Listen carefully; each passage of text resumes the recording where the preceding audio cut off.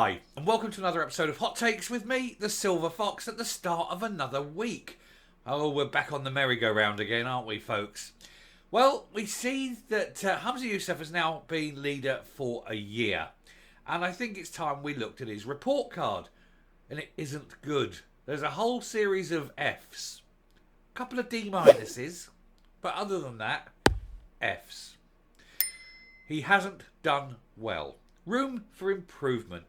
Talks too much in class. Easily distracted.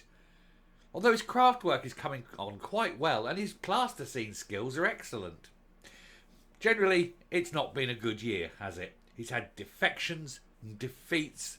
He's had failure with every policy he's attempted. He's had people caught stealing. He's had people caught being incompetent. He's chosen the wrong team. He's been divisive, he's been harmful, and he's overseen the biggest decline in the fortunes of the SNP since it formed. So for Scotland, he's been an absolute raging success. The only trouble is he's still there, which means he's now going to carry on, failing until the next election, unless the people in the SNP decide enough is enough and let him go to somewhere better, somewhere more suited to his talents. I don't know if I can think of anywhere, really. He hasn't got any talents, has he? But let's have a look to see what is going on in the intractable world of Humza Yousaf. Here goes. Humza Yousaf's first year as First Minister, marked by U-turns, scandals and a brutal budget as he defends record. How on earth can he defend a record so abysmally bad? Under his tenure, the NHS has got to its worst levels ever. The economy has continued to collapse. Education is now unattainable for most. The infrastructure is so bad that your average road looks like the surface of the moon. Nothing works. Everything is more expensive. The fact that there's anyone still left in Scotland who haven't moved is stunning. Taxes have gone up. Taxes are going to continue to go up. Minimum unit price of alcohol has gone up, and I have another story about that later on you won't want to miss. And generally, life in Scotland has got increasingly miserable for everyone. That is truly the legacy of the SNP, and yet he sits there, and in his mind, he's doing a good job. Now, he's about to bring in this hate law in a couple of weeks' time, and I don't know if he's aware of what is about to hit him. It's going to be a tsunami, because it means that there will be effectively no policing in Scotland. Already, they've said that 1 in 20 crimes won't be investigated. Well, it'll be 19 out of 20 won't be investigated because you won't have the police available. They'll all be too busy dealing with hate crimes because the banana that is Humza Yousaf doesn't foresee problems. He's an idiot. Anyway, the SNP leader will mark 12 months in office at the end of March and insisted on Sunday that things had improved in Scotland during that time. In his mind. Nothing has got better. Nothing. Humza Yousaf's year as First Minister has been disastrous for Scotland, according to the Scottish Conservatives. And not just the Conservatives. Labour, Lib Dems, everyone. Everyone. Internal and external. Everyone looks at it. Because everyone, other than your average SNP supporter, is aware. Everyone is... The SNP are living in a state of denial. And it's a police state of denial. The SNP leader was handed the keys to Butte House on March the 29th. And he was asked to reflect on the past 12 months on BBC Scotland's Sunday show. But his defence was branded unconvincing. And indeed, weird. He claimed the country was in a better place than when he took over. He also denied his party had slumped in the polls, despite almost every survey showing a drop in that support since he took over. Indeed, the only polls that show that he didn't drop in support were the ones from Ipsos, which they pay £5 million a year to hear the good news from. Buns for elephants, isn't it? Here's £5 million, go and sort this out and make it sound like we're not a complete and utter failure. Meanwhile, 20 other surveys have all gone, nah, you're a complete and utter failure, mate. Scottish Conservative Party Chairman Craig Hoy, MSP, said that over the last year, Mr Yousaf had presided over countless policy U-turns, SNP scandals, a brutal tax budget that hammers workers and services, and obsessed about independence instead of rising NHS waiting times and classroom violence. Now, the problems you've got since Humza Yousaf taken over are, I'm going to say threefold, simply threefold. One, every service offered is worse. There's been massive underfunding. No area of government received a real terms increase. So massive underfunding. Secondly, with the collapsing economy, they are forward planning even bigger failure, because they're saying to people, please don't come to Scotland. Don't invest in Scotland.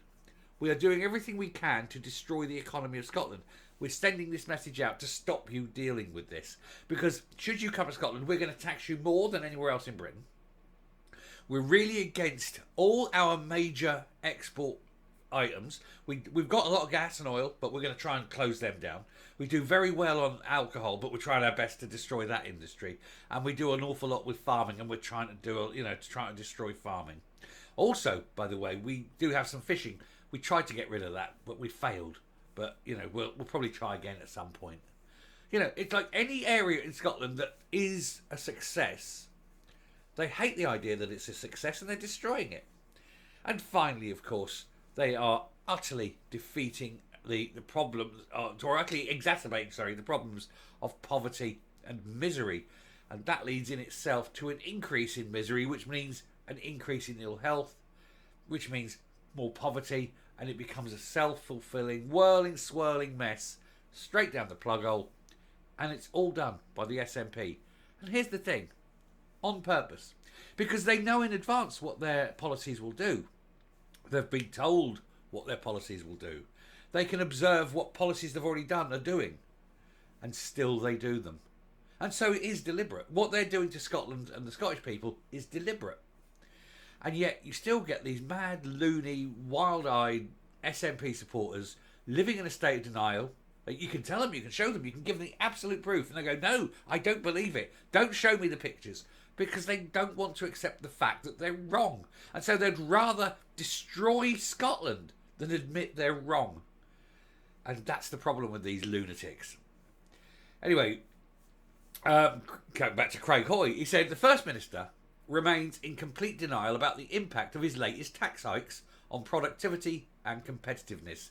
This is despite doctors and dentist group warning that the widening tax gap with the rest of the UK is harming recruitment and retention, and virtually every business organisation saying it will further stall economic growth, which is already below UK levels. Well, the NHS has got so many vacancies, some of which, and I've mentioned this before, but some of these vacancies have been vacant so long that they decided they're never going to fill that post, so they've just cut the post to reduce the number of vacancies. But it isn't because the vacancy will disappear, not because they've filled it, but because they've just given up. There's people won't go. Why would you work hard to become a consultant surgeon, say? Don't pick one at random. Earn a lot of money, earn 150,000 a year, bang.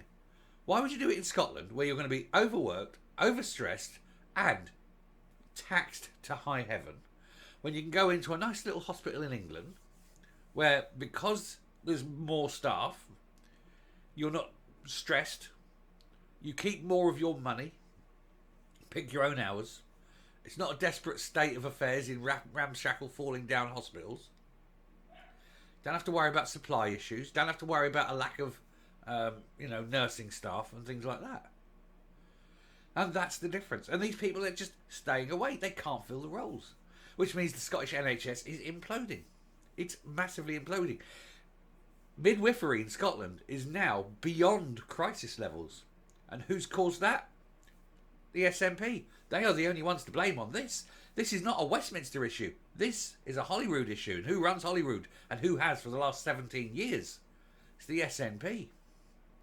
Anyway, Mr. Hoy also accused Mr. Yousaf of admitting he was willing to throw 100,000 workers on the scrap heap with his plans for North Sea oil and gas. It'd be way more than 100,000 because, of course, it's all the money that those guys earn go out into the local economies. And it's not just the people working within the industry that lose that. And they're okay, because if they've got the skills, they can get up, go away, and go and work elsewhere in the world and take their skills with them. So you're going to lose all the skills. And all that massive income that arrives, not just from the selling of the oil, but from the income tax from those workers, has just gone. But hey, the genius in Butte House doesn't understand this. And what's the fact is, dumb as he is, his chancellor, as it were, his finance minister, is even worse. So you've got an idiocracy running Scotland. Morons making rules that are utterly destroying everything. He says, the one thing Humza Yousaf got right was that in constituencies up and down Scotland, it's a straight fight, he says, between the Scottish Conservatives and the SNP. Certainly in the oil economies. Any constituency which is impacted by the oil industry, it has to, it's got to vote Tory. They're the only ones, of all the major parties, they're the only ones sticking up and saying, no, you need the oil industry. The only one. Labour, we'll get rid of it, but they won't put nuclear in. SNP, no, we won't get rid of it. We all go wind. We'll have lots of big bird choppers. Wind. Wind's the future, except when it's not windy. Then what are you going to do? We'll buy our electricity really expensively from England. Independent Scotland. Brownouts and shitty chips. That's all you're going to see. Anyway, it isn't good. He got it right. It isn't good. Humza Yousaf has destroyed everything, and he's going to continue to destroy it. He needs to go. Coming up. Do we think things are going to get better? Do we think anything will improve while the SNP are in control? Or do we think that the NHS will continue to spiral into complete destruction? Do we think the schools and the education system will just mean a whole generation of children coming out incapable of reading and writing? Do we think that that's deliberate? I think so. I think it is. I think it is deliberate policy. It has to be. There has to be policy because they know what's going to happen and still they do it. And yet the only area of policy that gets an increase in funding is independence. It's a wet dream that won't happen. And look at the cost to everything else. All the money spent on all the independence wankery, if spread out, could hire nurses, doctors, teachers, policemen. People would rather have those than some foreign pretendy embassy that actually achieves bugger all. But that's the SNP for you. And if you're an SNP voter and you're seeing your children not getting educated, you're seeing people in your family dying in hospital because there's no doctor, think to yourself, why is this happening? And then look in the mirror, because when you put your X in that box, that's why it's happening. Thank you very much for watching. Do please hit the subscribe button, ring the bell, leave a like, leave a comment, please share the video, and I'll speak to you later. Bye.